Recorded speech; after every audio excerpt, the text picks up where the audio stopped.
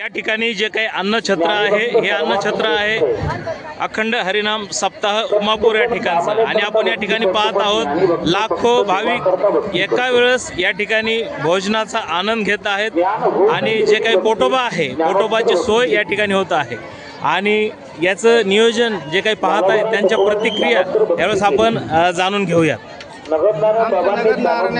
नारळी सप्ताह 74 आहे। आता इथं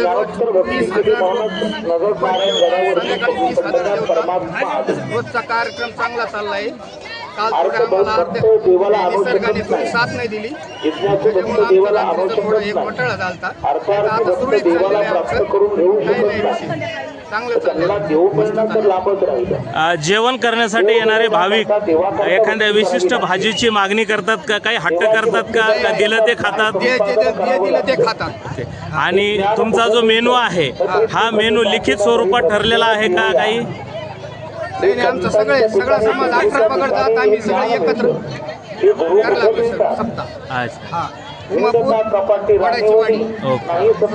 आणि एखाद्या वेळेस जर सप्त्यामध्ये अचानक जर भाकरीच आल्या नाही तर अशा वेळेस आपल्याकडे काय उपाययोजना आहे? भरपूर उपाययोजना आहे।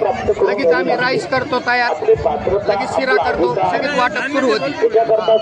भाकरी काही नाही, भाकरी रोज डेली येते आमच्याकडे 5-5 रहिवासी नागरिकांनी भाकरी पाठवाव्यात त्यासाठी तुमचं नियोजन कशा प्रकारे असतं?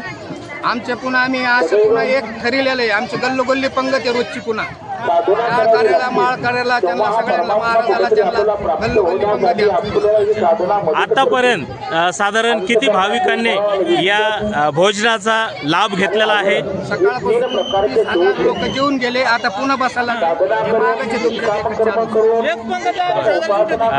भजनासाठी किंवा प्रवचन ऐकण्यासाठी लोक कमी असतात आणि भोजनासाठी जास्त असतात, असं कधी झालंय का? कीर्तनासाठी तितकेच असतात, तितकेच भोजनासाठी असतात। आपण काहीतरी चांगलं श्रवण करतोय, आपलं मन भटकत फिरतोय। तिकडे